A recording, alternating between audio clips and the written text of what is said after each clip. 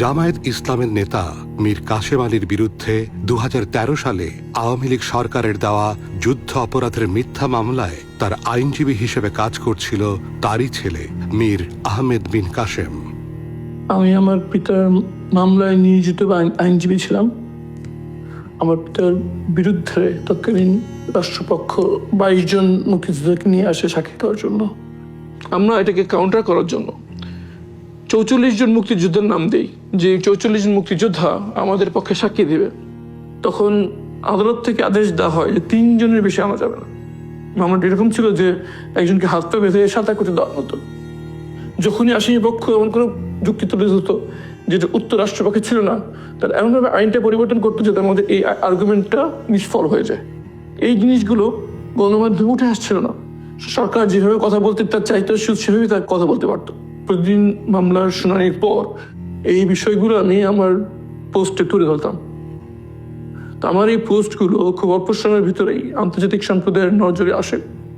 তাদের কথা হচ্ছে যে একজন আইনজীবী এই অভিযোগগুলো তুলেছে, সরকারের বক্তব্য কি? সরকার তো জেনে বুঝেই কাজগুলো করছে, তারা তো ন্যায় বিচার করার ইচ্ছা তাদের ছিল না, তাদের কাছে এগুলো উত্তর ছিল না। আন্তর্জাতিক সম্প্রদায়ের কাছে তাদের এই ভাবমূর্তিটা নষ্ট হতে থাকে। তো অনেকেই বলেছে যে ওকে একটু সরে যেতে, কিন্তু ও বলেছে যে আমি আমার বাবার লয়ার হিসাবে আমাকে এই লড়াইটা লড়তে হবে, আইনি এই লড়াই আমাকে লড়তে হবে, কাজে আমি কোথাও যাব না। আমি যদি চলে যাই তাহলে ওরা খুব সহজেই আব্বুকে ফাঁসি দিয়ে দিবে।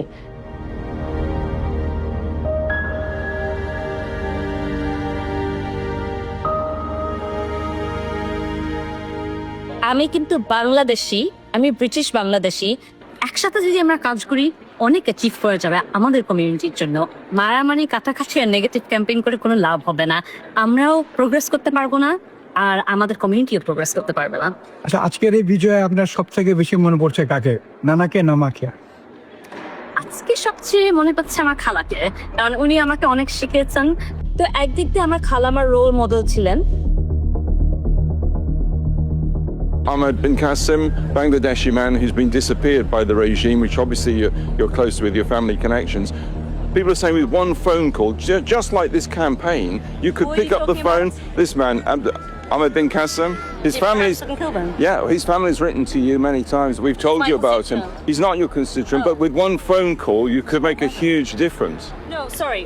You can make a huge difference. I just want to ask. No. I just want to know. Is he Hampstead? He's not a Hampstead. No, he's not a Hampstead resident, but he's a British citizen. He's Bangladeshi, but it's being said by many people that you could sign up. British MP.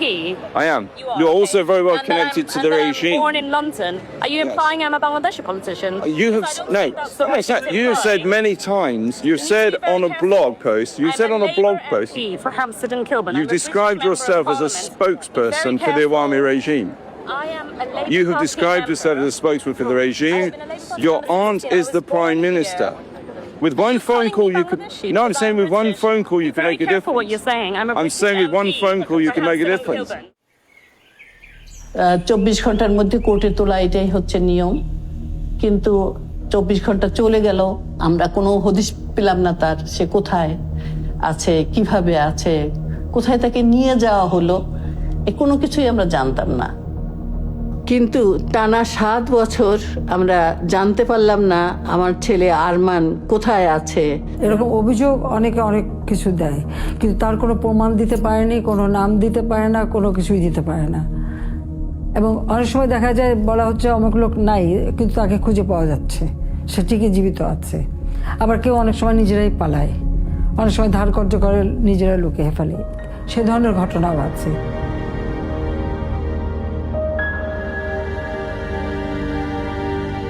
2008 থেকে 2024 পর্যন্ত বাংলাদেশে এক নির্মম fascist শাসন চালায় তৎকালীন প্রধানমন্ত্রী শেখ হাসিনা।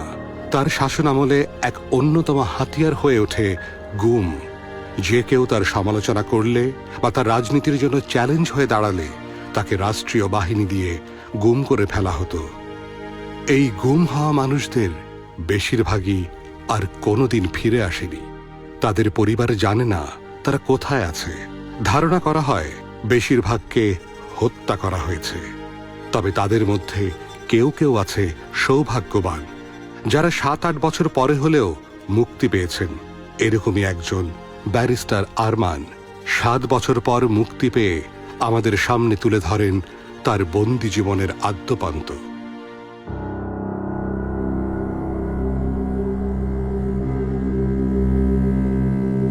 আমাকে যখন জোর করে চোখ বাঁধা অবস্থায় বাসা থেকে নিয়ে আসা হয়, আমি ঠিক বুঝতে পারছিলাম না আমাকে কোথায় নিয়ে যাওয়া হচ্ছে।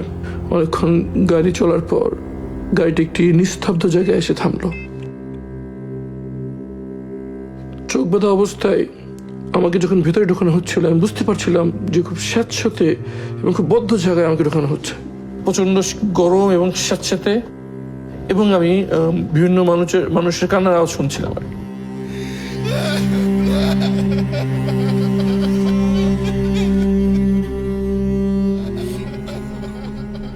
আমাকে চোখ বেঁধে এই সেলের ভিতরে নিয়ে আসে। শুরু হয় আমার 8 বছর অন্ধকার জীবন। পুলিশ যখন আমাদের মামলাটা নিয়ে এত গড়িমসি করলো, আমাদের সঙ্গে দেখা করতে চাইলো না কোনো মতেই, তখন আমরা আসলে সত্যিকার অর্থেই মানে অসহায় হয়ে খুবই নিরাপত্তাহীনতা ভুগতে শুরু করলাম। আমি র্যাবের কাছে গিয়েছি, লিখিত অভিযোগ করেছি। তারা অভিযোগপত্র গ্রহণ করেছে, কিন্তু তারা স্বীকার করেনি যে আরমানকে তারা তুলে নিয়েছে। একটা সময় আমরা বাধ্য হয়ে প্রধানমন্ত্রীর কাছে গিয়েছি, রাষ্ট্রপতির কাছে গিয়েছি। তারা আমাদের সঙ্গে দেখাও করে নাই বা এ ব্যাপারে কোনো রেসপন্সও করে নাই। আমাকে নির্দেশ দেওয়া হয়েছিল যে কোনো প্রয়োজন হলে হাতকড়া দিয়ে লোহার দরজায় এভাবে 3 বার আওয়াজ করতে হবে। 3 বার আওয়াজ করে মিনিমাম 10 মিনিট ওয়েট করতে হবে কেউ আসার জন্য। যদি 10 মিনিটের মধ্যে কেউ না আসতে, 10 মিনিট পর আবার 3 বার আওয়াজ দেওয়া যাবে এভাবে লোহার দরজায়। কিন্তু যতই ইমার্জেন্সি হোক, একবার আওয়াজ দেওয়ার পর 10 মিনিটের আগে আবার আওয়াজ দেওয়া যাবে না। যদি আমি কখনো আবার আওয়াজ দিতাম, আমার সাথে দুর্ব্যবহার করা হতো। তো অনেকবার এরকম হয়েছে যে খুব জরুরি ভিত্তিতে টয়লেটে যাওয়া দরকার, আমি আওয়াজ দিচ্ছি, ওয়েট করে আছি, আবার আওয়াজ দিচ্ছি, ওয়েট করে আছি, কিন্তু আসতেছে না। এক সময় ওয়েট করতে করতে আমার কাপড় নষ্ট হয়ে গেছে। একাধিকবার এরকম হয়েছে।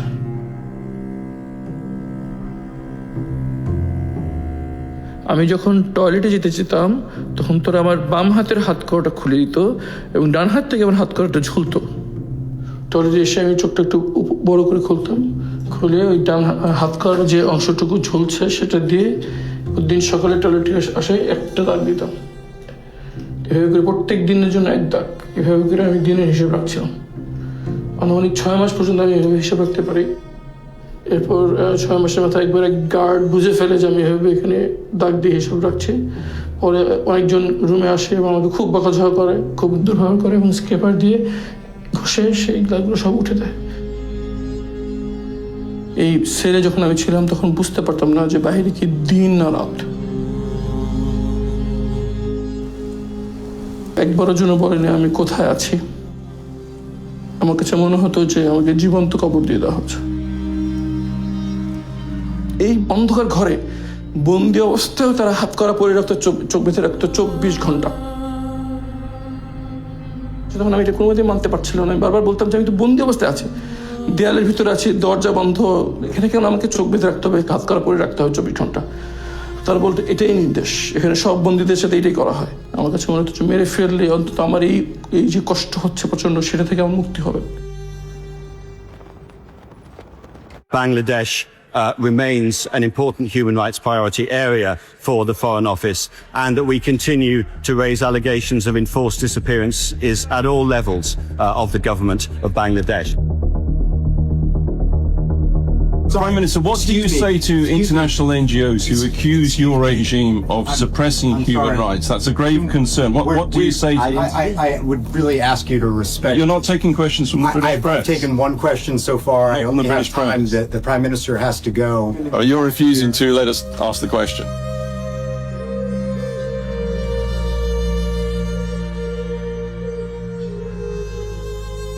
যখন সকালে প্রহরীরা নাস্তা নিয়ে আসলো, তো অনেক ভয়ে, অনেক কষ্ট, মানে মনে মনে আশঙ্কা নিয়ে ভীত সন্তুষ্ট হয়ে আমি বললাম যে আমি রোজা আছি। তো আমি চোখ বাঁধা অবস্থায় কিন্তু ফিল করছি যে প্রহরী এসে অনেকক্ষণ চুপ করে থেকে একটু মুখ খারাপ করে বললো যে সেরে কি দেখেছিস। তাই বললাম যে আমি সেই পানি খেয়েছি, পানি ছিল, পানি খেয়েছি। তারপর তারা যেন আমাকে আর কিছু না বলতে পারে এই জন্য আমি নামাজে দাঁড়িয়ে গেলাম। 10 মিনিট আমি নামাজ পড়তেছি, দীর্ঘ নামাজ পড়তেছি, লম্বা সময় রুকু, লম্বা সেজদা দিয়ে আমি দীর্ঘ নামাজ পড়তে যাচ্ছি।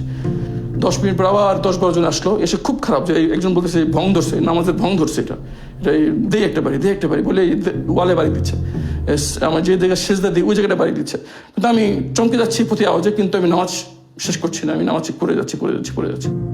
তারা চলে গেল, যাওয়ার সময় খাবারটা নিয়ে গেল। আমার মনে আছে আমি নামাজ শেষ করে একদম 4 হাত পা ছড়ে পড়ে গেলাম সাথে সাথে। আমরা সবাই আসলে ফেসবুকে বা সোশ্যাল মিডিয়ায় বেশ সোচ্চার ছিলাম, এবং এই লেখাগুলোকে কেন্দ্র করেও তারা আমাদের উপরে অত্যাচার করার চেষ্টা করতো বিভিন্নভাবে। তো এটার জন্য জবাবদিহি করা, এটার জন্য বাসায় পুলিশ চলে আসা, ঘরের সমস্ত মালপত্র ক্রোক করে নিয়ে যাওয়া হচ্ছে, 3-4টা ভ্যান ভর্তি করে তারা আমাদের জিনিসপত্র নিয়ে গেছে। পাড়ার লোকজন তাকিয়ে থেকে দেখেছে। আমাদের কথাগুলো আমরা কোথাও বলতে পারি নাই, আমরা কোনো সাংবাদিক সম্মেলন করতে পারি নাই, আমরা কাউকে জানাতে পারি নাই, কারণ আমাদেরকে বলা হয়েছে যে যত বেশি আমরা প্রচার করব, যত মানুষকে বলবো, তত বেশি ওকে জীবিত পাওয়া আমাদের জন্য অনিশ্চিত হবে ব্যাপারটা। 3 মাস পর্যন্ত আমি আশায় ছিলাম যে হয়তো 3 মাস পর একটা কিছু হবে, 3 মাস পর একটা কিছু হবে। কিন্তু যখন 3 মাস পারিয়ে গেল, 6 মাস পারিয়ে গেল, তখন আমি আশা ছেড়ে দিয়েছিলাম যে আর সম্ভব মনে হয় না এখানে স্বাভাবিকভাবে কিছু এখানে হবে, হয় আমাকে এখানে মৃত্যু হবে, আমি এই নির্যাতনে কষ্টে আমার এখানে মারা যাবো, অথবা আমাকে কোনো সময় মেরে ফেলবে। কখনো এখানকার পুলিশ, পল্লবী থানা পুলিশ এবং আশেপাশে আরো থানাগুলো, কতগুলো থানা একসঙ্গে আসতো যে আমাদের বাসায় তাদের আসতেই হবে, প্রতি মাসেই তাদের আসতে হবে। এবং আসলে তারা যে কাজগুলো করতো, আমাদের কাছে আমার ছেলেকে খুঁজতো। এটা ছিল আরেকটা রহস্যজনক ব্যাপার। আমার কাছে আমার ছেলে খুঁজতো, কেন খুঁজে? নিশ্চয়ই আপনি কোথায় গোপনে রেখেছেন, আপনি কোথায় লুকিয়ে রেখেছেন। তখন আমি বললাম যে এটি কি ধরনের তামাশা একটা অসহায় মায়ের সাথে, যে যার ছেলেকে গুম করা হয়েছে তাদের কাছে এসে আপনারা তার ছেলেকে খুঁজছেন। আমি আপনাদের কাছে বারবার আবেদন জানাচ্ছি আমার ছেলেকে খুঁজে দেন, দায়িত্ব আপনাদের খুঁজে দেওয়ার।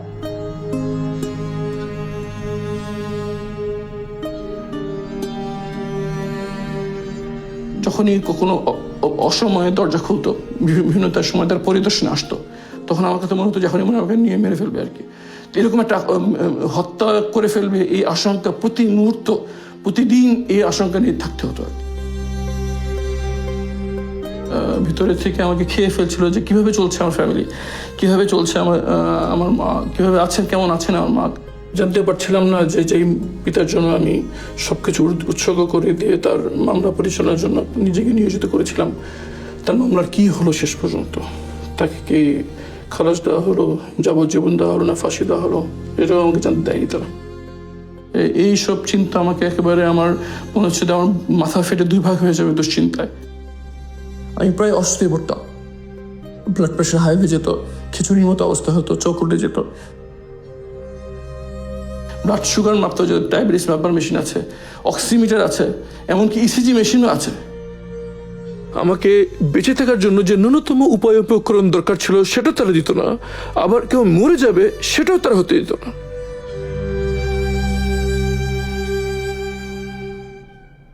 শেষ রাতের সময় এখানে প্রহরীরা ঘুমাতো আর কি। সে সময় মাঝে মাঝে আমি একটু হালকা করে চোখটা লুজ করে এই আশেপাশে দেখার চেষ্টা করতাম। কোনো রকম বাইরের সাউন্ড, বাইরের আওয়াজ যাতে আমরা বুঝতে না পারি, এই জন্য এই জায়গায় একটা খুব হাই পাওয়ারের এক্সস্ট ফ্যান চলতো, যেটার মাধ্যমে বাইরের সকল আওয়াজ ঢেকে যেত। আমি বুঝতে পারতাম না বাইরের দুনিয়া কি কোথায় আছে, কি আছে। এই ফ্লোরেই আমি ঘুমাতাম, এবং আমার মনে আছে যে ঘামে ফ্লোর এমনভাবে ভিজে যেত, মনে হয়তো কেউ পেশাব করে দিচ্ছে আর কি, পানি ফেলে দিচ্ছে, এরকম নিজের ঘামে পুরোটা ভিজে থাকতো আর কি। আর গামছাটা থাকতো, আমি প্রথমে বুঝতে পারিনি, পরে একবার হিট স্ট্রোক হলো, তখন তারা বললো যে এই গরমের মধ্যে বেঁচে থাকার উপায় হচ্ছে গামছাটা পানিতে ভেজে গা মোছা। তো এটা খুব চেষ্টা করতাম আর কি। যখনই বাইরে বৃষ্টি হতো তখন একটা জিনিস হতো, সেটা হচ্ছে গিয়ে টয়লেট যেখানে পানি যায় সে জায়গাতে কেঁচো ঢুকে যেত এখানে আর কি। বড় বড় কেঁচো, তেলাপোকা, আরশোলা, ছ্যাঙ্গা, এগুলো নড়াচড়া করতো আর কি।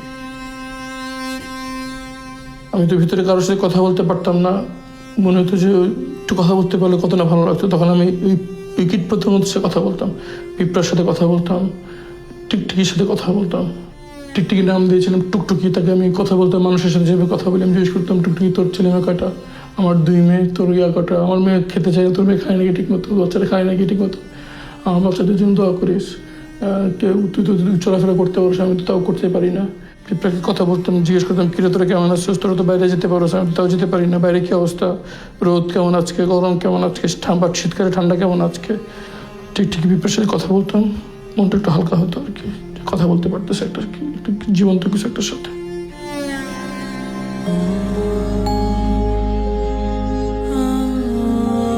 সবচেয়ে বেশি কষ্ট লাগতো যখন বাচ্চাদের কথা মনে হতো আর কি।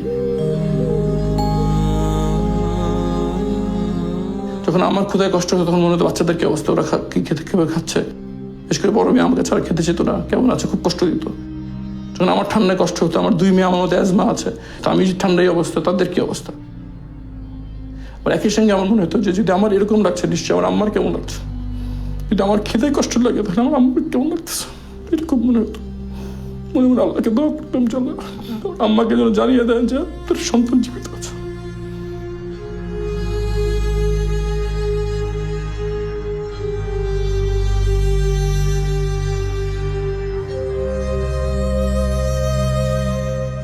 মেয়েকে আমি এভাবে ফেলে আসলাম অনিশ্চয়তার ভিতরে। সে যদি জানতো যে আমি মারা গেছি তাহলে হয়তো সে অন্য সিদ্ধান্ত নিতে পারতো, কিন্তু সেটা তো সে জানতে পারেনি আর কি। তার জন্য খুবই খারাপ লাগতো যে তার হক আমি তাকে দিতে পারিনি।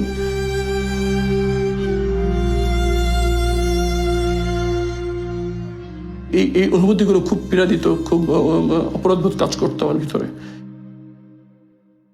হাত করার ঘষায় অ্যালার্জির মতো লাল লাল হয়ে গেল আর কি। এরপর সে লালের মধ্যে বড় বড় ফোড়ার মতো হয়ে গেল। পরে এই ফোড়া গলে সেখানে ইনফেকশন হয়ে যায়। ইনফেকশন হয়ে একদম বড় দগদগে লাল ঘা হয়ে পুরা 2 হাত ভরে যেত আর কি। ঘা এই পরিমাণ বেড়ে গেল যে তখনও মানে আমি রাখতেই পারছি না, রক্ত পড়ে যাচ্ছে। তখন এই হাত করা হাত থেকে খুলে পায়ে পরে দেওয়া হয়েছিল। যতক্ষণ পর্যন্ত হাতের ঘাটা একটু শুকানো যাচ্ছে ততক্ষণ পর্যন্ত ওই হাত করা পায়ে থাকতো, আমি দাঁড়াতে পারতাম না, বসে থাকতাম। নামাজ ওই হাত করা অবস্থায় হাঁটু গেলে আমি নামাজ পড়তাম।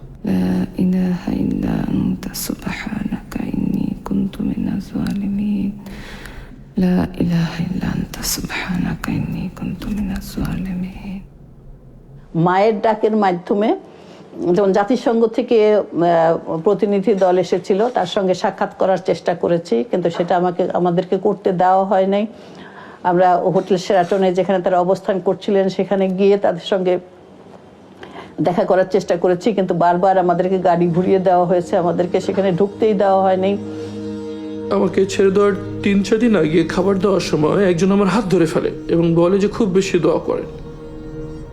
আমি মনে করেছি যে এটা আমাকে তারা মেনে ফেলবে সিদ্ধান্ত নিয়েছে, এই পূর্বাভাস আমাকে দিয়েছে। বেশি বেশি করে ইবাদত বাড়িয়ে দিই এবং মানসিকভাবে তৈরি হয়ে হয়তো যে কোনো সময় মেনে ফেলবে। মনে পড়ছিল আমার মা, আমার পিতা, আমার বাচ্চা, আমার স্ত্রীর কথা, যে তারা কিভাবে জানতে পারবে হয়তো কোনো নদীতে বা কোনো নর্দমায় আমার লাশ পড়ে থাকবে এবং তারা জানতে পারবে যে এরকম লাশ পাওয়া গেছে। হয়তো তারা মর্গে যে আমার লাশ শনাক্ত করবে, অথবা হয়তো কোনোদিন আমার লাশ কেউ পাবেও না। এইসব চিন্তা আমার মাথায় কাজ করছিল। আবার মনে মনে এইভাবে সান্ত্বনা দিচ্ছিলাম যে লাশ যাই হোক, রুহ তো আল্লাহর কাছে চলে যাবে। শেষ রাতের দিকে 10-12 জন প্রহরী হঠাৎ করে আমার সেলে ঢুকে পড়ে। আমি ঘাবড়ে যাই।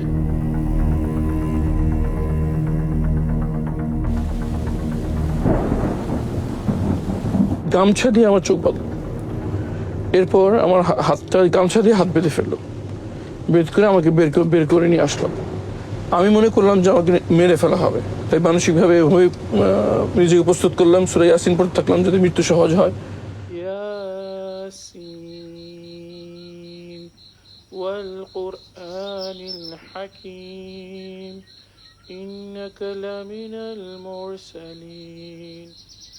গাড়িটা যখন থেমে যায় তখন ওই শোয়ানো অবস্থা থেকে আমাকে বসানো হয়। বসানো অবস্থায় তখন একজন সিনিয়র করে একজন আমাকে জিজ্ঞেস করছে যে আমরা কারা। আমি বললাম যে আমি জানি না, চোখ বাঁধা অবস্থায়। তারপর জিজ্ঞেস করলো যে তুই কোথায় ছিলি। আমি বললাম যে আমি বলতে পারবো না। তখন আমাকে বললেন যে সবাইকে এটাই বলতে হবে। তবে গাড়ি থেকে আমাকে নামিয়ে দেওয়া হয় আওয়াজ পেলাম যে গাড়িটি ট্রেনে চলে গেল।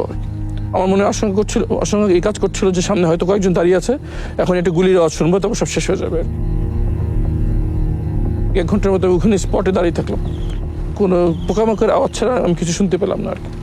তখন মনে একটু সাহস সঞ্চয় করে আস্তে করে হাতটা আলগা করার চেষ্টা করলাম, দেখলাম হাতটা আলগা হয়ে গেল। তারপর আমি চোখের কাপড়টা একটু লুজ করার চেষ্টা করলাম, চোখটা লুজ হয়ে গেল। আমি চোখের নিচ দিয়ে এদিক ওদিক তাকালাম, তাকে দেখলাম যে পিছনে এরকম ঝোপঝাড় আর দূরে একটা আলো দেখা যাচ্ছে আর কি। আমার 2 চোখে ছানি পড়ে গিয়েছিল, আমি সব কিছু ঘোলা দেখছিলাম আর কি।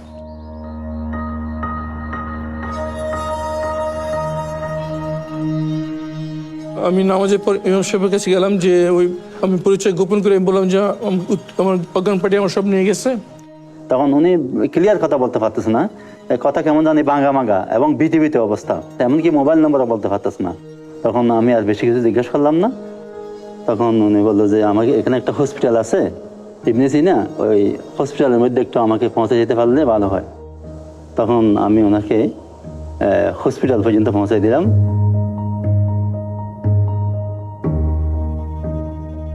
আমি ভয় পাচ্ছিলাম যে কেউ আমাকে চিনে ফেলে কিনা, বিশেষ করে তৎকালীন সরকার পক্ষে কেউ আমাকে চিনে ফেলে কিনা। এই ভয়ে আমি গামছা দিয়ে মুখ ঢেকে বসেছিলাম।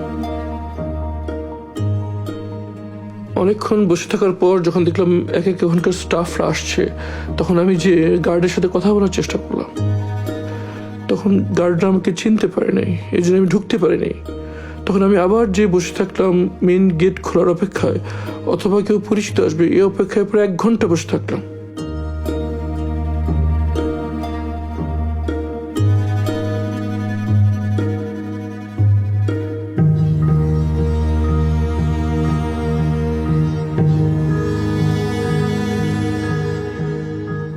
এক ঘন্টার মতো আমি বসে থাকলাম, কিন্তু পরিচিত কাউকে পেলাম না।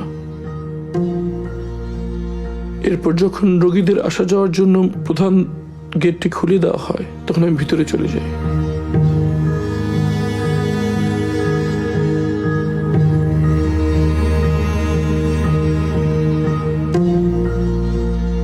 মনের ভিতরে প্রচন্ড আশঙ্কা কাজ করছিল, আমার পরিবার কোথায় আছে, কিভাবে আছে, তারা কি জীবিত আছে। মনের ভিতরে ঝড় বয়ে যাচ্ছিল।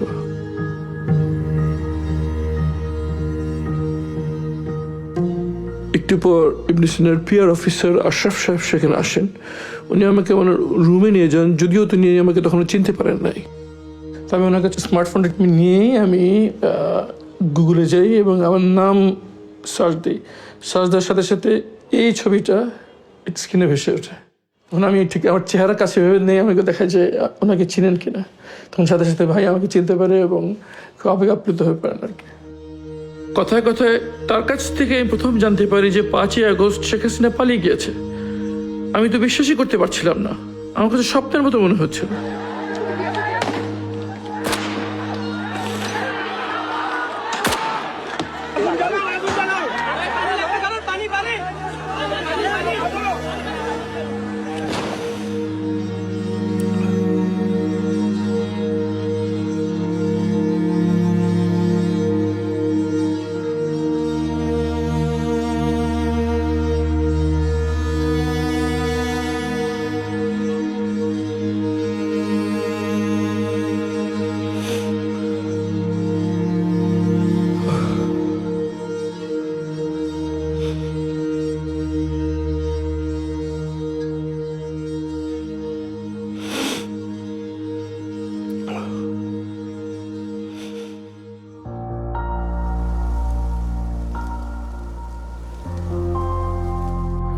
ক্ষমতায় থাকলে সাধারণ মানুষকে দাবার গুটির মতো মনে হয়। ক্ষমতায় থাকলে মানুষকে আর মানুষ মনে হয় না। ক্ষমতার চেয়ার তো খুব উপর থেকে সবকিছু যেমন ছোট লাগে, সাধারণ মানুষের ছেড়ে ক্ষুদ্র মনে হয় আর কি। এই সেই বেডরুম যেখানে ফ্যাসিস্ট হাসিনা থাকতো। এভাবে মানুষ মেরে সে কিভাবে ঘুমাতো এখানে?